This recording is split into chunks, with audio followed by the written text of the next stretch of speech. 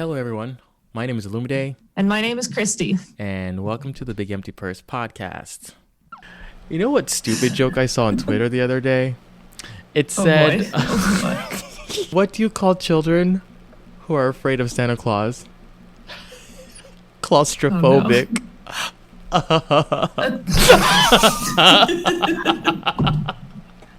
That's so bad. All right, let's start the episode.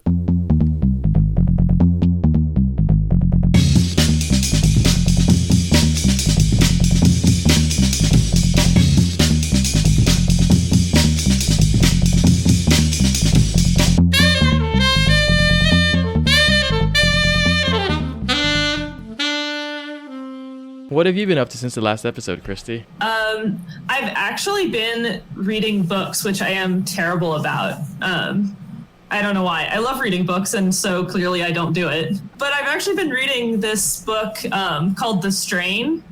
It's co-written by Chuck Hogan and Guillermo del Toro, like the movie director. Really? Yeah. Oh, wow. Yeah. It's really excellent. So I love his movies.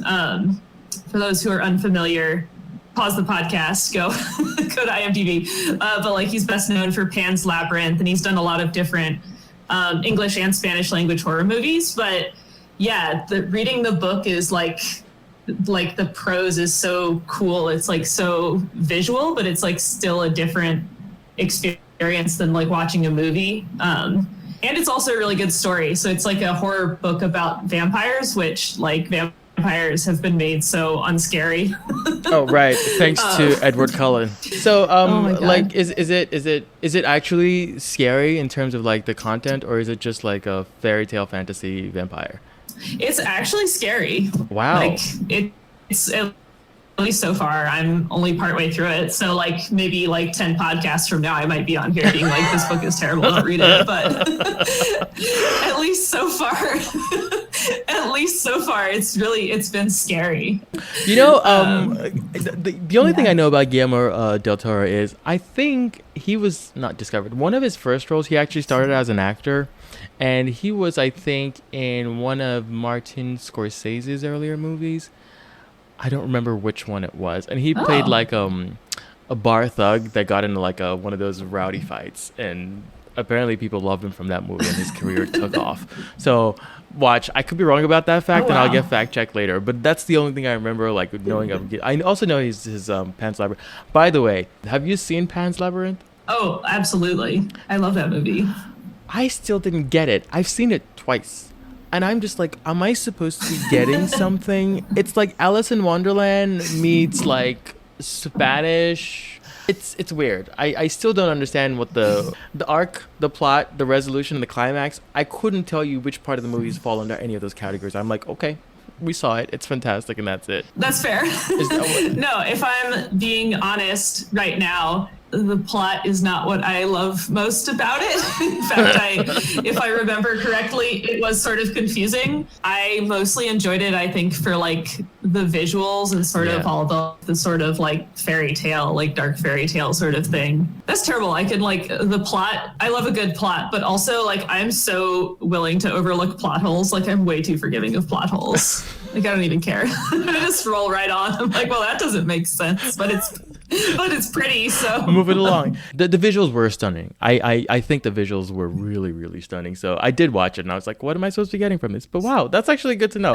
Now that I know that, when you said The Strain is the name of the title of the book, the first thing that I thought of was read The Pandemic. Like that seems very apt. But I guess I'll have to read it to find out more. God. Oh, man. Speaking of pandemic books, did you see it was published much earlier in the pandemic, but you might have heard about it. It's called The End of October. No, I don't read on account of like I went to public school, but no, it's called what was it? October? It's The End of October, it got a bunch of publicity because it is a book about like a virus and sort of a like pseudo-apocalyptic thing, but it was like weirdly prescient of like this whole COVID pandemic. Like just so much about the book was like exactly what happened, but the guy wrote it last summer, like summer 2019. He had just done all this research and talked to a bunch of people that was like, if there's a pandemic, what would it be like? And then he wrote the future. Wow. Honestly, like that tracks. That honestly tracks. A lot of people really were just predicting stuff up and down, and they were all right. Because I suppose like pandemics typically happen the exact same, well, not exact same way, but very similar. The pandemic of 1918, the Spanish flu, it's almost like we learned nothing from that. We learned absolutely nothing. Anyway, you know what song was stuck in my head yesterday and I couldn't get it out? Joni Mitchell's Big Yellow Taxi. I listened to it and it was stuck in my head. And after I heard it and I listened to it, I went to look at the sample that Janet Jackson did called Got Till It's Gone. And I said, for those of you who don't know who Joni Mitchell is, I want you to pause the podcast, go listen to her catalog and come back. The song I'm actually referring to, for those of you who don't know, you've heard it a lot of times in samples, you just didn't recognize that that's what I'm talking about. It's the don't it always seem to go that you don't know what you've got till it's gone. Oh. That's Big Yellow Taxi. Yeah. Everybody has sampled that song. It's a great song.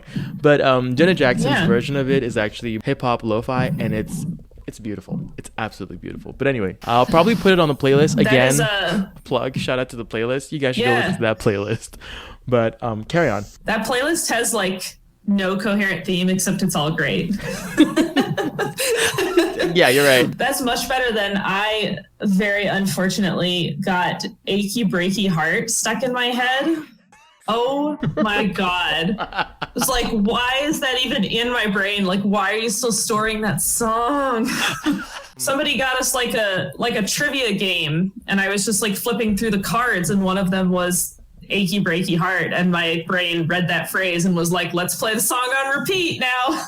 It's like, oh, sidebar. I've been watching Alice in Borderland. Have you seen the show? No, I haven't. It's a show on Netflix. Spoiler alert, I'm going to describe the vague structure of Alice in Borderland on Netflix. These bunch of friends who, for some reason, get trapped into this alternate reality where they're forced to play a game, and the game has different levels of difficulty. And after they finish a level, they get like a visa. And that visa can only span like 3 or 4 days. And then they must play the next level. And if they don't play the next level, they die. First of all, the acting is not great. I will say that. But whoever writes the script has to like think of these difficult scenarios to make the levels of the game. And it's pretty interesting to see where their brain goes. Like, there's a panther that shows up out of nowhere. There's a flooding. There's a military serial killer. And they have to, like, dodge all of these horrible things that happen in the game just so they can stay alive long enough. And people drop dead on that show like flies. Like, they kill characters off, like, faster than Game of Thrones. But I've been watching that. That's fascinating. I thought so, too. You have to try that out. It's actually, I think it's based off of like a Japanese comic book. I don't know much about it. Yeah. I just saw it on Netflix and I just clicked play and That I've tracks. been watching it. Yeah. It does track. Oh, did you see this funny, stupid story? No, please tell me more. It was, first of all, it was wild. So apparently, Yuri Tolochko, I hope I'm saying that right. Shout out to Yuri Tolochko. He's a bodybuilder in Kazakhstan. And after like 18 months of dating his beloved sex doll, yeah, you heard that right, his beloved sex doll, they finally were able to get married in November. And people actually showed up to the wedding. They celebrated the dance. In fact, they had a videographer. And the video is actually great. You can look this up online and find the video. But they met at a nightclub. They did meet. The story gets wild. That's not the end of the story, by the way. It gets worse than that. It gets wilder. The name of the sex doll is Margot. And Margot the sex doll, she broke sometime before December 25. And Yuri doesn't say exactly how she broke or what part of her broke. But all we know is Margot broke and she's been sent to the shop to be repaired. And Yuri hopes to have his wife back home in time for January 7th. Which is when they celebrate their Christmas, I suppose. Oh man, I have so many questions. Right? I have so many questions. Okay, they met at a nightclub. Uh-huh. Was she just visiting the nightclub? Did she work at the nightclub? Did he purchase her from the nightclub? I do not know. I actually do not know. I have more questions too, because I was looking this up. I had to figure out exactly how do you get a marriage or a wedding certificate from the Kazakhstan government. Apparently, it has to be between a man and a woman. They both have to be over the age of 18, and they both have to consent. So I was thinking, does Margot identify as a woman? And if so, is she over the age of 18? Yeah. And did she consent? But like, I look, I can't be the person out here trying to like rain on somebody else's parade. So if they're happy, I'm happy for them, you know? Shout out to Yuri and Margot. We are wishing Margot a speedy recovery. And I hope she's back home in time for Thoughts and prayers. Our thoughts and prayers go out to Margot. I hope she gets better soon. I mean, I would have gone to that wedding if I was invited. I would have loved being at that wedding. That's the other thing I was thinking about, right? I was like, their friends and family actually showed up. Also, when the article that I first read, that was like, oh, they had friends and family around them celebrating and dancing. I was like, was Margot dancing? Was she dancing? Like, or was she just propped up at her own wedding? I would have gone for that wedding, too, honestly. I would have turned up and turned all the way out. How did you just... Oh, yeah. I learned something really stupid. It's not even really a story. I just like, it's one of those things that like is really obvious but never clicked. That there are 4 quarts in a gallon. And it's like quart, like quarter. Because it's a quarter of a gallon. This is not interesting at all, but it's just silly. Yeah, but okay, I suppose we can go on a tangent here because like how we measure stuff here doesn't make any sense. It doesn't make any sense. No. If I ask you how many, like in terms of metric volume, how do you measure a pint? It's so arbitrary. It's so arbitrary. Who decides like, oh, this is a pint and a gallon has X amount of pints? Or actually, is it the other way around? Is pint bigger than a gallon? No. So this is also why quart is stupid. So there's like a cup, 2 cups is a pint, 2 pints is a quart, but then there's nothing for 2 quarts. It's just a half gallon. Oh. And then a gallon. None of it makes any sense. What's the metric equivalent what's the metric unit for volume? Liters, milliliters. Oh, I was like a cubic meter. Yeah, no, exactly. I don't know exactly what fraction of a liter is a cup now. The third thing on here says The Americans. Is that a show? Oh yeah, it's a show. Yeah, it's about undercover KGB agents in the US in the 80s. It's excellent. It's really, yeah. Once again, I'm like 5 years behind on pop culture because the show was really popular like 5 years ago.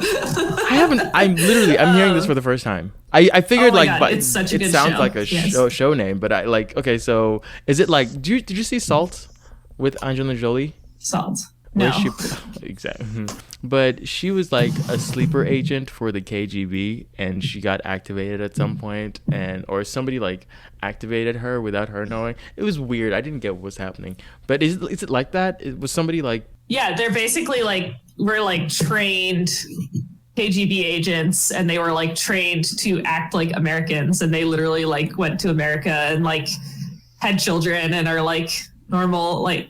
They're like living in the suburbs of DC and like running a travel agency, but also they're KGB spies. Is it and it's just the show is like it's a drama, but it's like I don't know if they're like intending to be funny, but sometimes it's so funny. They'll literally because they like have their kids and they're like balancing their lives, and it's like, well, we have to assassinate this person today, but one of us needs to be home for dinner.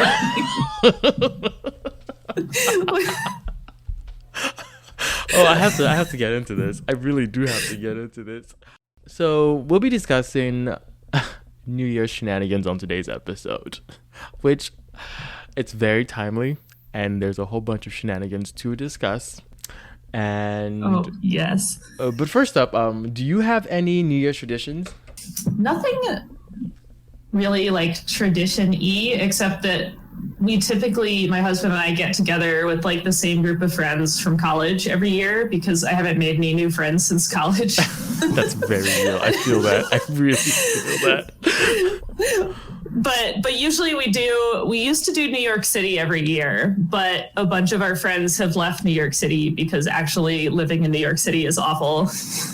Like, I love visiting New York City, and after one weekend I'm real tired of New York City. I feel the same way about that. Right. And then a bunch of our friends rudely moved to the West Coast. So then we tried doing it in San Francisco, which was fun. But now COVID is a thing. So Oy. we're just going to Zoom with them. Shout out to Zoom. They are really making life bearable for a lot of people. The other thing is that in response to New York City, right? If you live in New York City and you're listening to this, don't at me on Twitter. I don't want to hear your nonsense about how New York City is the best city in the world. I agree with you, and I love that for you. But the reality is, like, if you hike up to New York City for a visit, it's fun. But actually living there, it seems like a lot to deal with for no reason at all. It's just, I can't imagine, first of all, waking up in the morning and just realizing how much stress you have to put up with just leaving your house, which probably isn't your house because it's more likely like an apartment building. And then you have to deal with everybody in the elevator all the way down. You have to get down when you get into the street. There's a whole bunch of people. If you live anywhere near like the heart of Manhattan, Midtown, or even all the way up to the Bronx, like, there are just so many tourists around that you're bound to run into people that you don't care. The extroverts might love that, but personally, I think that's a nightmare. I really think that's a nightmare. Yeah. So it's so unnecessary. And also the whole city smells like trash all summer. Exactly. The only time that I would visit New York would be like late fall or maybe like very early spring, because like I think the people who go there or who move there, they have this fantastical idea of what it is like. Probably they're moving there to meet their fellow creative people, or people who are, if they come from a small town, people who are open-minded, people who maybe are not as stuck in their ways. So for that reason, New York is great. It's great. But if you already have that community, that group of friends elsewhere, you don't have to be in New York City, because the actual physical environment, oh my goodness, that'll drive you crazy. Not to mention the high rent in New York City. The high rent in New York City, it's high for no reason. It's very high. It's unnecessarily high. And yeah, and if you are starting out as like a generation that comes after, is it Z or Y? I think it's Z. Z. Right. Yeah. Shout out to them. Like, if you are in this Corona economy and the money isn't coming in and you're not popping off like you should be popping off, moving to New York City will bankrupt you. It will bankrupt you. Oh my God, yeah. It's very expensive. Yeah, in a studio with 2 other people and still be broke. It's a shoebox. It's really a shoebox. And a lot of those apartments have not been renovated since maybe the 60s or the 70s. So the amenities and the appliances in there are extremely old. Most of them don't work very well. Like, some of those still have like radiators from 100 years ago, and the radiators are just boiling hot. So if you turn them on in the winter, your apartment is like a furnace. It's really hot. Shout out to Baltimore ambulances. I hear one going by. I can't imagine the people who live in New York are having a great time, especially in the pandemic when like everybody's living on top of each other. Everybody's so tightly packed together. Like, social distancing will only go so far, because like you might as well just stay in your house, lock the door, and just don't come out, because as soon as you come out, there's just so many people. So I don't know how they're handling that, but apparently they're doing much better than most of the country, actually. Shout out to Andrew Cuomo.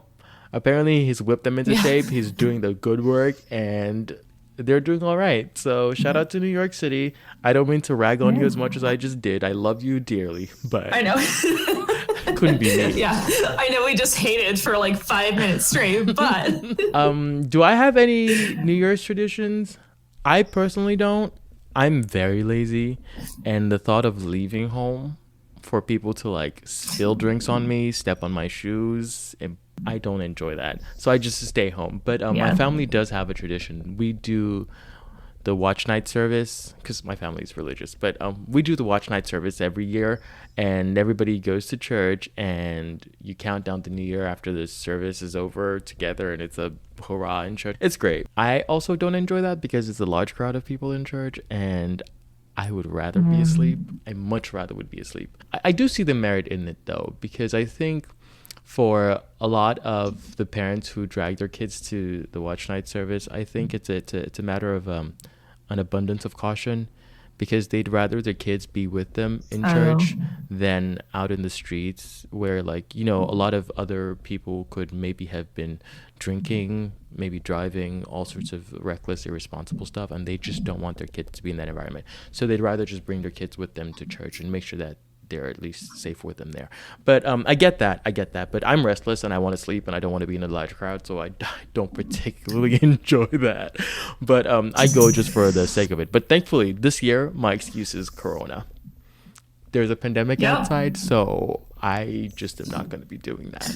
So yes, it's great to use COVID as an excuse to do the things I was already going to do, like not see people.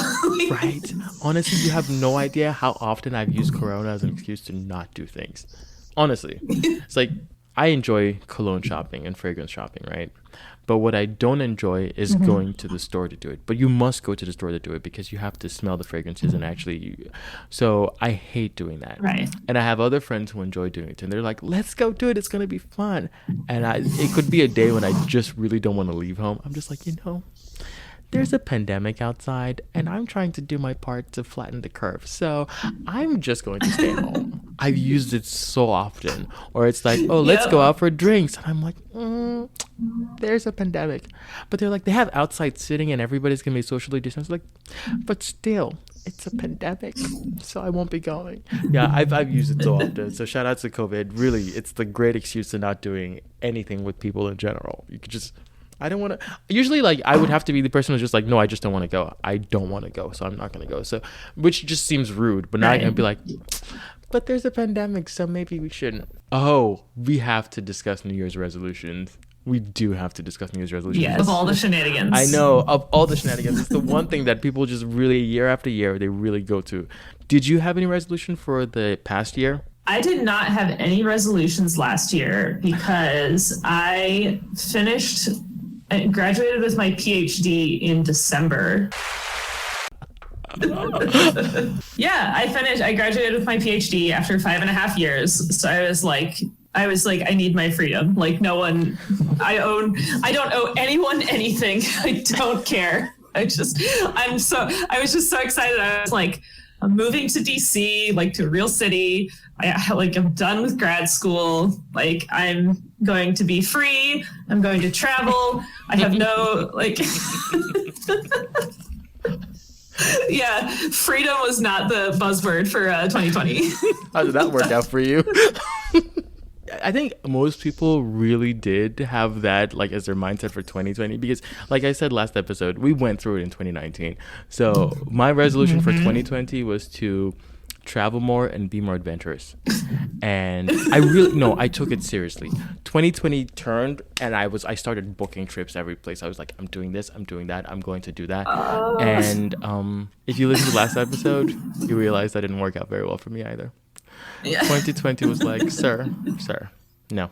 And even if the other thing I was thinking about is a lot of local travel was still on, right? So you could if you could just do like a road trip someplace, if you like New York City or whatever.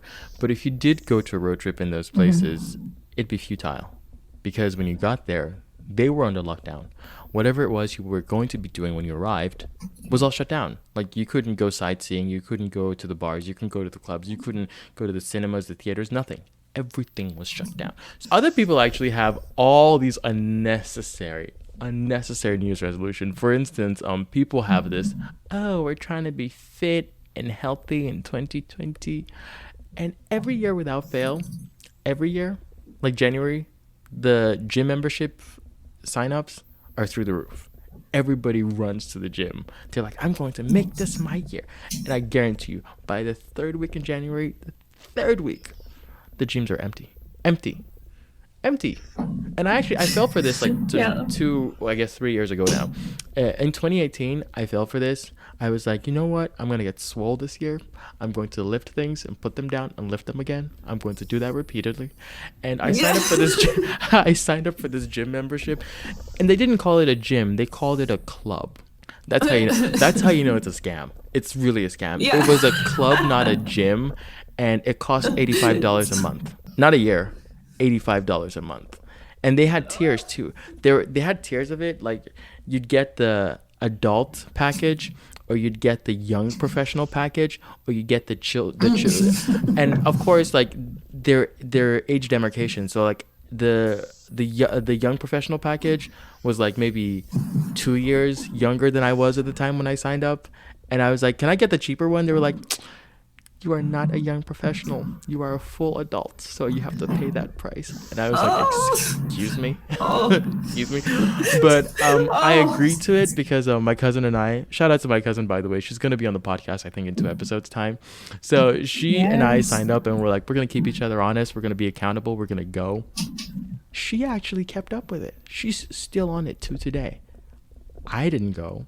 I signed the contract for the yearly membership, so that means I couldn't drop off. And the contract says something like, if you canceled at any point before the year is up, you are still liable to pay half of whatever is left on your contract, whether or not you keep it. Oh my goodness! Right? That's how they get you. And of course, I was like, I'm going to be here anyway, so this is not a problem for me. Nope, I went maybe 7 times.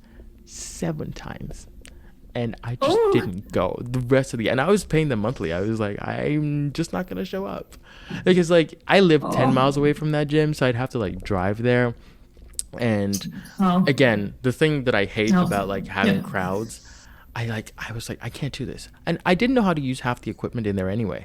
And I wasn't going to then, on top of my $85 membership, also pay for a personal trainer. I wasn't about that life. Like nothing was, but what I did enjoy was, they had racquetball. Have you played racquetball recently? No, I am really bad at any sports that require hand-eye coordination. Oh, same. So bad. Like it's embarrassing how bad I am. Same. I suck at this, but my cousin is actually pretty good at it, and so she like got me up to some kind of speed that I was functional enough to play with her, and it was fun. That I enjoyed, and what I really enjoyed about it is like dodging the ball so he doesn't smack me in the face. Not quite me getting it right, not quite getting it right, but that was fun. So I enjoyed that at least, but never again. I'm not doing that again.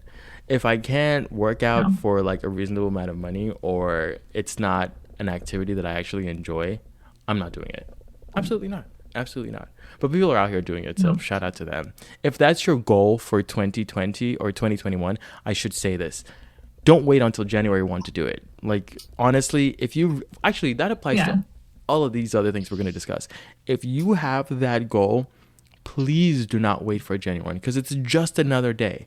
Unless it's like a goal that requires like specific time coordination. Say, for instance, if you have a goal that has to do with like starting a business and you want it to start and coincide with exactly the fiscal year or something, then it makes sense for you to wait for that so you can get the tax incentives and stuff. But if it doesn't have to do with that and you're just starting a goal on your own, don't wait until the day. Just do it. Start it and keep going. Right. The second one we're going to discuss today is, I hate this one the most, the resolution of being a nice person. Have you ever met somebody who had this resolution? I'm trying to think. Have you met people who have this resolution? No. But like I've seen tweets and stuff of people like confessing how, this year I'm going to be a nicer person. And I honestly, like, what I want to do is just get in the comment section and just really tell them why this is not going to work.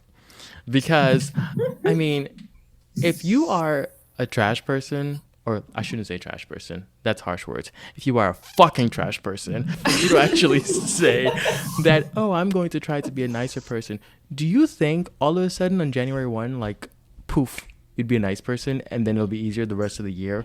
Like, this is not a resolution you should have. If you don't want to be a horrible person, just don't be a horrible. I don't understand. Just suck less. Essentially, no, really. This is what must happen. Just suck less. But yeah, what gets me about so many of these is like you're not a different person as soon as like it's January 1. Like you're the same person, and if you were like not like with any of these, like if you weren't working out before, like you can't just be like, well, now I'm going to. Right. And no, but also with like being a nicer person, like there was some reason you were not being a nice person before, like whatever that was did not go away. You're not just going to be like, I'm nice now, guys. That resolution should really be like go to therapy. Like let's just be nice. That's a more reasonable thing, right? Just the whole being nice thing, I don't get it. The other thing is a lot of people who aren't nice, they'll like blame it on their zodiac sign. Oh, I'm just Oh my God. Aquarius, or I'm just a Libra, or whatever. I'm like, first of all, look here, Bethany. Just because you are an Aquarius does not give you the excuse to be a terrible person. It really doesn't. So fix that. Just go ahead and fix it. And do it before January 1. Do it before January 1, please. That one kills me the most. But the one that kills me after that one is be more organized. And this one I get. I get this one. Because I suppose I will say this flat out. I think one of the key things to have a functional life is just to be organized. Because everything becomes so much more difficult when you're not organized. And I'm saying that as if I'm the most organized person. I'm not. I'm really not. I have to just confess and say I'm not the most organized person. But you know what I hate more is people who are less organized than me when I have to work with them. It drives me crazy. It completely drives me up the wall. First of all, have you ever had one of those college projects or whatever, school project, where you had to work with people that just were not organized? Don't make me think about that again. No, I always hated it. There's nothing more annoying than being saddled with someone who just does not understand the basic principles of being organized. You don't, first of all, if you are working by yourself, that's okay. Feel free to blunder and fumble your way through it. But if you are accountable to a team of people who rely on you, the least you can do is be organized. And don't wait until the new year to do it. And I think the important part is not just getting organized. It's staying organized, because people can get organized and then 3 days later the whole organization falls apart because they just didn't maintain it. Like it's a do a little at a time. You can't wait until it's like a complete mess for you to fix it up. Just continue to maintain it. And if you wait until January 1, that already tells me you're setting yourself up to fail, because you're going to get your whole life organized on January 1.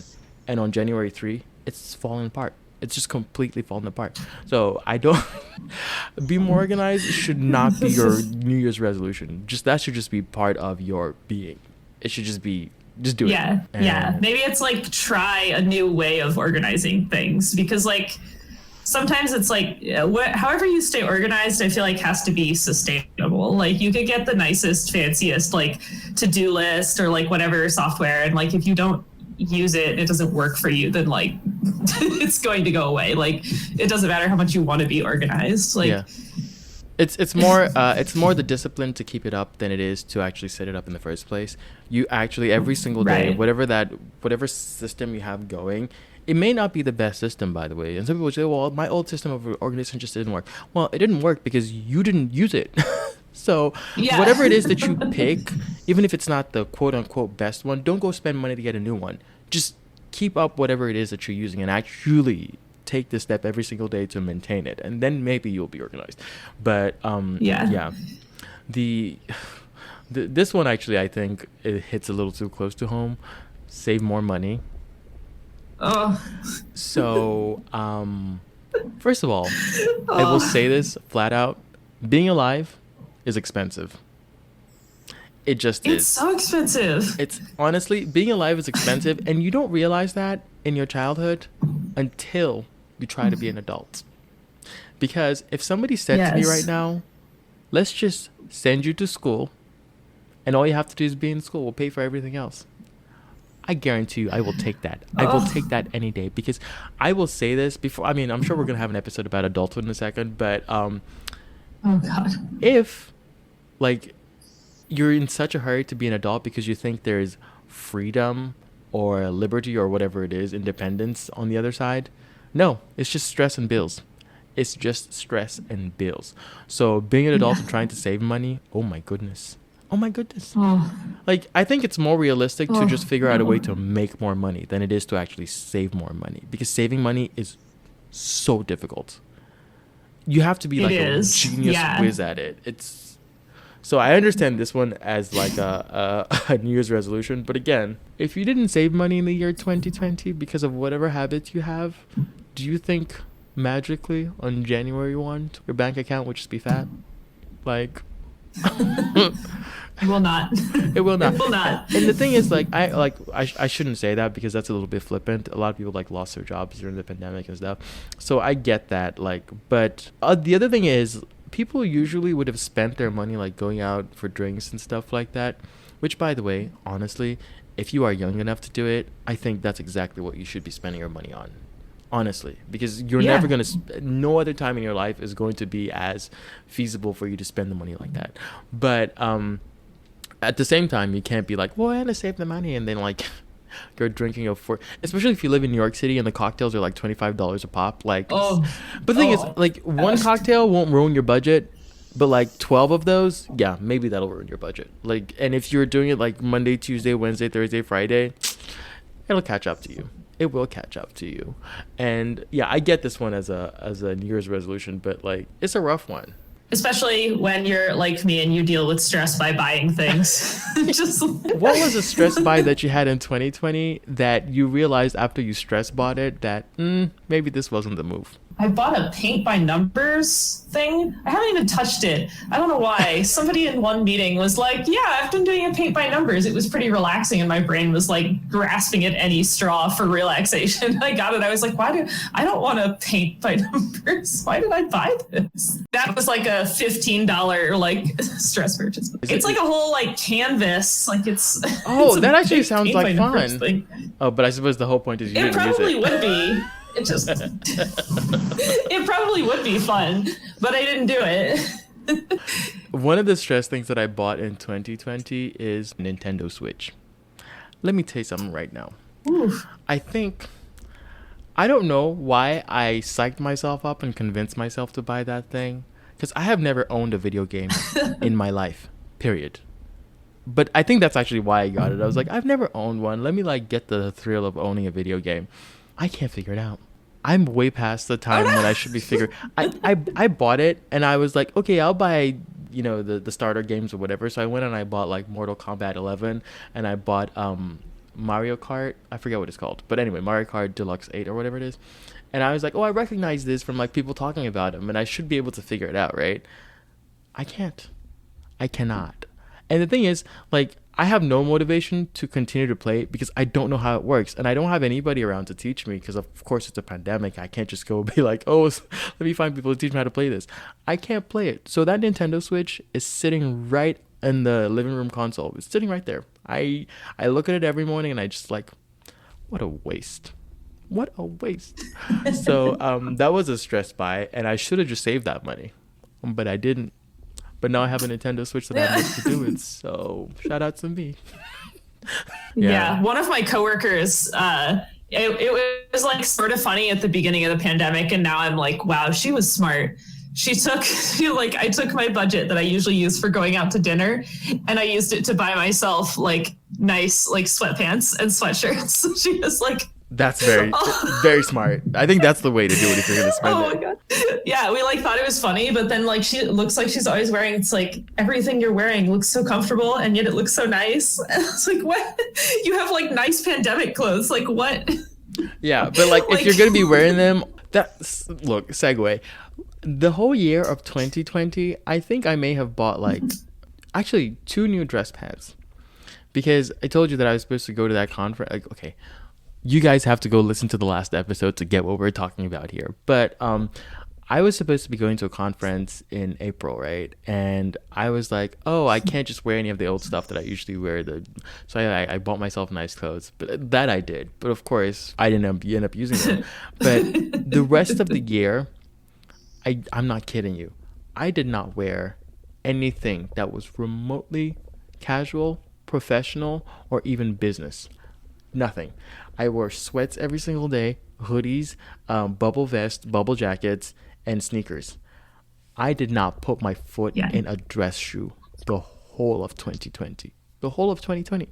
So I was like, well, if I had to spend the money, I would have bought sweats too. That girl is smart. She was very smart. Yeah, I can count on one hand the number of times I've worn a bra in 2020. It's absolutely I've given them all up. Right. There is no reason. Yeah. Honestly, people who I see some people actually, if you go to grocery shop or whatever, and I see them with like the long lashes on, the full face of makeup and everything, and I think to myself, what was the reason? What was the reason? Yeah, it's rough. The other New Year's resolution, which I wouldn't say it's my resolution or anybody's really, but we all just think it's necessary to read more because it is. Because you know what reading is? Fundamental. Fundamental. I will say I don't think I read a single book in 2020. And I'm very embarrassed about that. Did you read anything? Anything memorable you read in 2020? Like, did you make any reading progress in 2020? I did actually, mostly because I've gotten really into audiobooks. Oh. So I did that. Yeah. So I used to have an hour commute each way to grad school. Oh, yeah. Okay. And like, you need something to do sitting in your car for 2 hours a day. So I got really into audiobooks, but it's great because like, I never feel like I have the time to sit and read a book, but I can like listen to the audiobook like while I'm like walking places or like doing the dishes or whatever. So yeah, apparently I can't read books unless I'm multitasking, but actually highly recommend. Really? Audiobooks. The only audiobook that I read, because I got it for, by the way, if you are listening to this podcast, that's a great reason to listen to our podcast for your commute. Yeah. Just saying. It's an hour podcast roughly. So like if you have an hour commute or a 30-minute commute, you can listen half in the morning, half in the evening. So do it. But the only audiobook that I've ever listened to was The Picture of Dorian Gray by Oscar Wilde, because I think Amazon gave it to me for free on one of those. So I mean, I had read it before, but it had been a really long time. So I was like, you know what, so I like listened to it like maybe 3 nights, like right before I fell asleep, and then I finished it. I also read, I think in the same year, Call Me by Your Name, by Andrea Chiman. I actually cried at the ending of that book. I was like sobbing. And I think I went to visit my sister and I was in her apartment and I was just reading the book and I was crying. And she came up to me and she goes, she's like, are you okay? I was like, no. You don't understand. This book is the ticket. It's the one. So that book made me cry. It was actually really good. And the movie came out and the movie was good too. So they're actually, that I know for a fact that they're going to try to do a sequel to it. And I kind of almost don't want them to do a sequel to it. Andrea Chiman also wrote a sequel to that book. It's called Find Me. And I downloaded it. Oh, you know what? That was what I started reading in the beginning of 2020. But when the pandemic hit, I just stopped. I started reading Find Me. And I just didn't. I think I might have read maybe a fifth of it. And I just stopped. First of all, it got off to a really slow start. And I was already not in the mood to go through it anyway. So I was just like, maybe I'll read this later. But I didn't finish it. And I'm embarrassed about that. But reading more, I agree this should be a resolution. But also do it even if it's not a resolution. Because I think reading is fundamental. It says quit bad habits. Which I don't think that making a New Year's resolution to quit a bad habit is off to a good start. Because it's a bad habit for a reason. Like, you should not be blocking time off to stop that bad habit. If you recognize that it's a bad habit, do whatever you can to stop it, and don't wait. Because you're bound to fail if the pressure is, oh, it's a new year, new me. That's not going to work. But if you recognize that there is a bad habit that you'd like to stop, and you can't do it by yourself, which I think is what the New Year thing is about, right? So if you say it's a new year and this is a bad habit I want to quit, you assume that a lot of people are also going to be on board to quit that bad habit in the new year. So you have a small community when you say, oh, I'll do it in the new year, because you know a lot of people are also going to be doing the same thing, so you can have a community then. But what's likely to happen is you won't connect with that community of people and you may not be successful. So I would say do it backwards. What you should do if you have a bad habit that you want to quit is I would recommend that you find a group of people who are going to give you the support, or like your therapist or whatever. And then after you get that community, make the goal to stop and then move forward that way. But if you're just checking the box of, oh, it's going to be a new year, new me. No, it's going to be new year, same you. Same as you. Like, Same as it's just, I'm yeah, trying no, to that makes think. sense though. I'm sure I have a lot of bad habits, but none that I'm willing to quit. Yeah, I'm no. like thinking like, what would I quit if I had to quit something this year? And also the thing that, you know how people do Lent and they like, give up, they give up eating red meat or whatever it is that they give up. But I'm like, why? Why are you suffering? Why are you suffering Why? yourself? No. What was the reason? What was the reason? But yeah, I know that some people really have bad habits that they want to give up in the new year, and I really do wish you well. Get on your journey, stay on your journey. It'll be good. Best of luck. I'm not stopping drinking, but Oh my God. After the year that we had, I first of will all, continue right on. the bad habits that I had in 2020, I am taking them into the new year and I'm holding them dearly. The other thing is, most people will say, oh, I want to get more sleep and wake up early. Now, let me say this right now. That is not always feasible. If you have children, especially Yeah. children under the age of 5, completely impossible. Don't make this, because you will fail. And you will take your frustration out on people who Yeah. have nothing to do with this. Just don't make that your resolution. Or just accept what it is. You are going to not sleep. The other thing is, a lot of people don't realize this. They eat snacks before bedtime. If you are, Yeah. okay, I'm going to say this directly into the microphone. If you are over the age of 18, you are not a college student, or maybe actually, let's move it up to even 22. If you are over the age of 22, do not eat candy after 6 p.m. Don't do it, because the sugar will just stay in your system and keep you up. You just will not be able to sleep. It's impossible. It's impossible. Like, and I No. know people who are just like, oh, it's just a bar of chocolate, like a nightcap. I was like, oh, no, no, no, no. No, no, no, don't do it.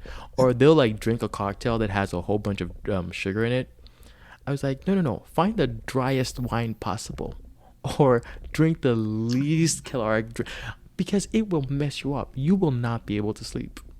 Yeah, no one told me. Why did no one tell me how quickly your body falls apart? It just starts falling apart. I was like, I expected that to happen at like 40 or 50, but I didn't expect that at 23. Oh, yeah, no. Like, It's like a timer goes off after you, like, it's 22, it goes off, and then everything, it's, the Frank Ocean song, Pink and White, where he says, it's all downhill from here. It really is all Yeah. downhill. You turn 22 and like what you're looking at is a very steep drop. Everything falls apart. Don't make the mistake I made in 2020. If your resolution is to travel more, you need to approach that with caution, because there really is still a pandemic. Traveling more, maybe put that as like, if you do have resolutions, put this as like maybe number 500, because you're likely not going to get Yeah. to it. maybe just make that a 2022 one. Like, yeah, just Put it off a maybe little just chill longer. out. Yeah, honestly, nobody's going anywhere. Like, we've all accepted that. We're just gonna stay put. Which brings us to 2021.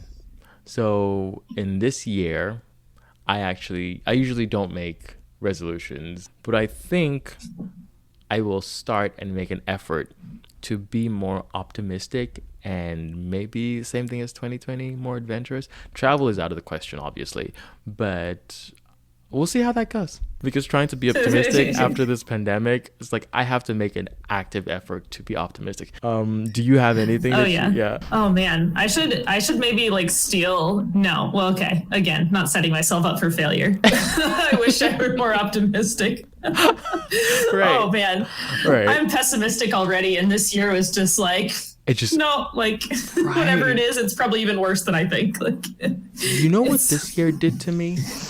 I already have a tendency to reclusivity. I don't enjoy large crowds. I'm an introvert. Like if I already know people and Yeah. it's one-on-one or it's like a one-on-two, I can manage that. But large crowds is not my thing.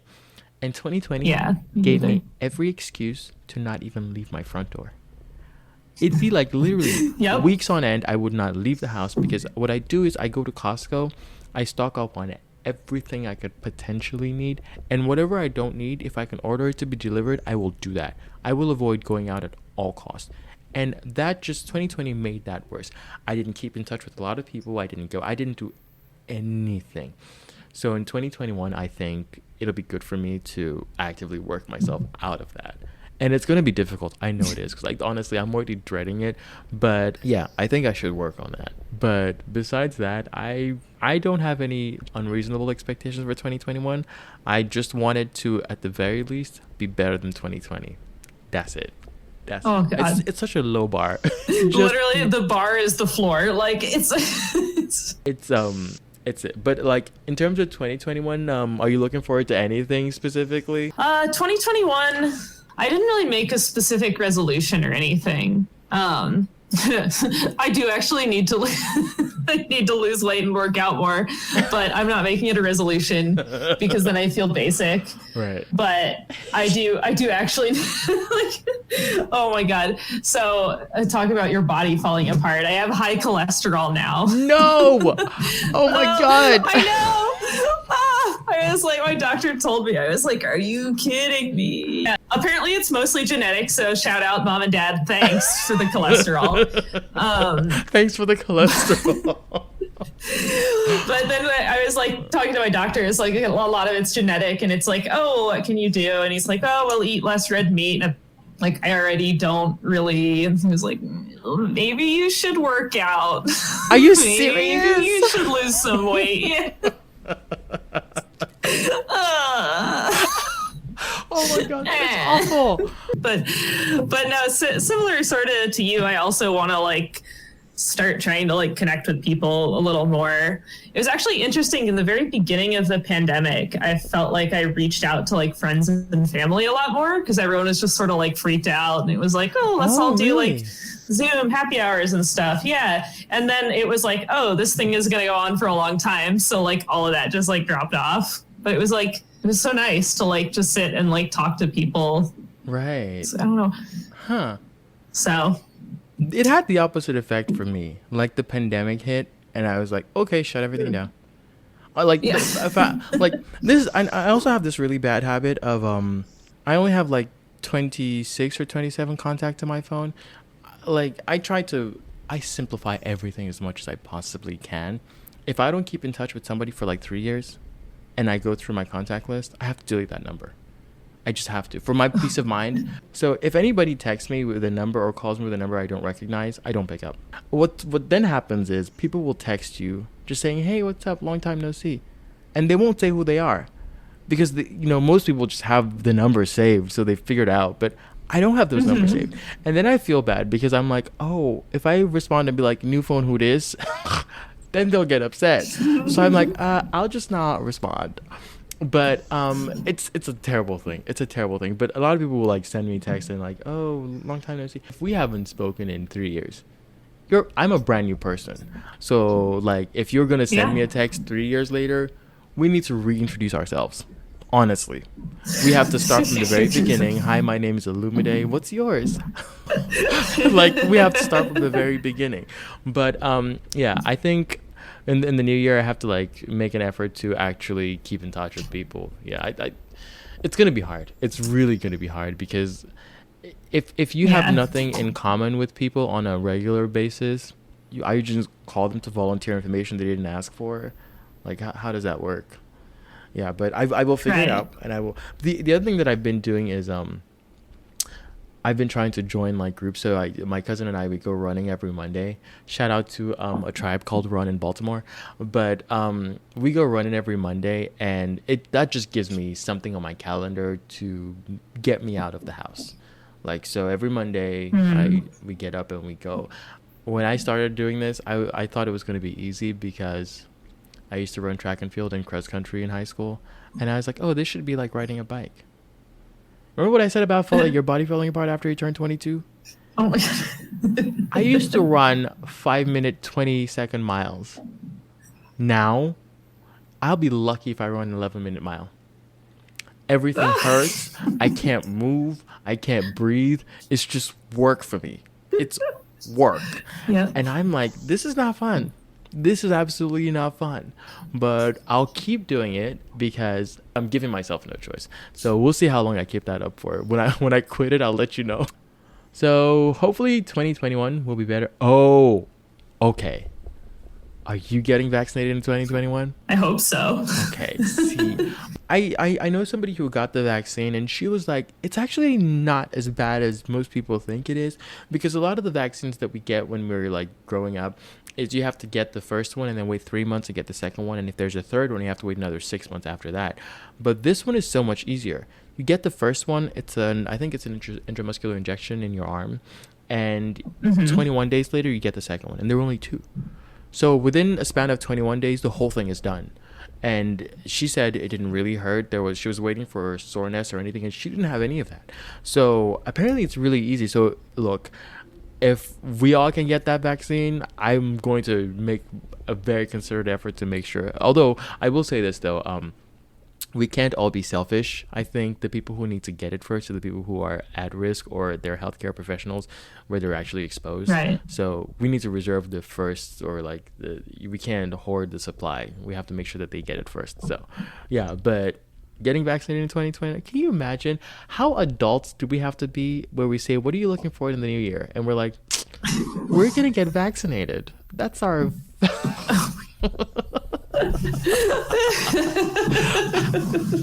That's really what we're looking forward to in 2021. But I would like to say, for those of you who are going to be going out and actually, this podcast will probably come out after the new year. So I hope you guys were safe on December 31. I hope you had fun. I'm glad to see you all in the new year. I wish all of us a fantastic, safe, and enjoyable 2021. And I hope whatever nonsense we went through in 2020 doesn't repeat in 2021. That's the hope. Yes. Fingers crossed. I mean, again, trying to be more optimistic. so I won't say what I'm thinking, but so again, you can find us on Twitter and Instagram at Big Empty Purse. You can tweet us, message us, let us know what you did for the New Year's. Let us know if you're doing any of these resolutions we talked about, or maybe some more creative ones that we can steal. You can always find us on social media, and be sure to listen to our playlist. It's a real variety. Genres. It's a variety. On next week's episode, we'll be discussing blank. It's actually to be determined, but I'm sure you'll find us next week and we'll let you know what that is. So until next time, peace.